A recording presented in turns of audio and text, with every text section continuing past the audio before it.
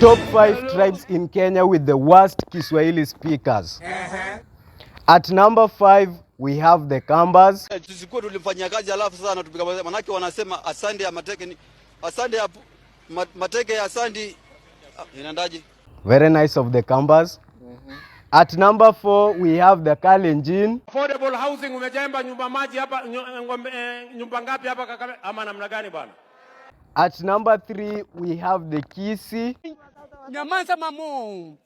Nyamanza kwanza usikie vile tunaenda na mpangilio huu.